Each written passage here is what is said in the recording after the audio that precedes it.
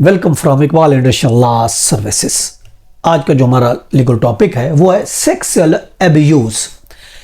Sexual abuse क्या होता है और उसकी क्या सजा है।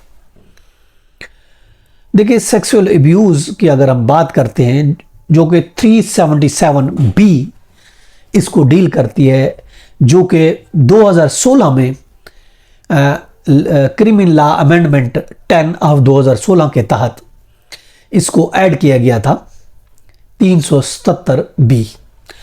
अब इसके तहत अगर हम बात करते हैं कि सेक्सुअल उसकी सजा जो दी गई है, अगर हम डिफाइन करते हैं तो 377A है। 377A है सेक्सुअल एब्यूज को डेफिनेशन किया गया। अब डेफिनेशन किया गया सेक्सुअल एब्यूज किसे कहते हैं?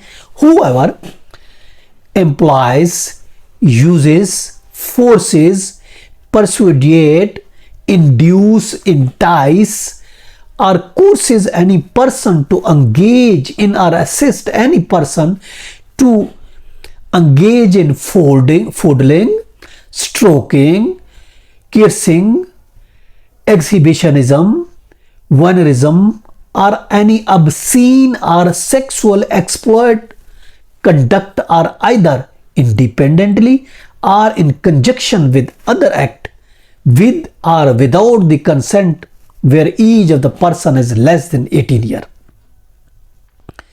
It will be said sexual abuse.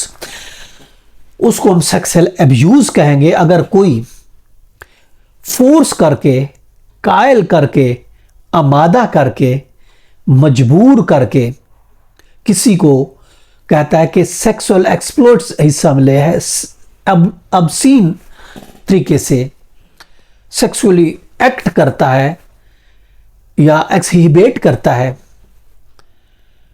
तो वो कहलाएगा, चाहे उसकी मर्जी। हाँ, अगर उसकी उम्र 18 साल से कम है तो उसमें भले उसकी मर्जी नहीं है। आम हालात में सेक्सुअल अब्यूज वो होता है को किसी को एक्सप्लोर करता है सेक्सुअल एक्ट के लिए, तो वो सेक्सुअल एक्ट के लिए यूज करता है तो वो जुर्म कहलाएगा। लेकिन अगर वो उसकी उम्र 18 साल से कम है तो फिर उसकी भले मर्जी भी ले, आम हालात में मर्जी शामिल नहीं होती, लेकिन अगर उसमें उसकी मर्जी भी शामिल है तो भी ये सेक्सुअल अब्यूज शामिल होगा।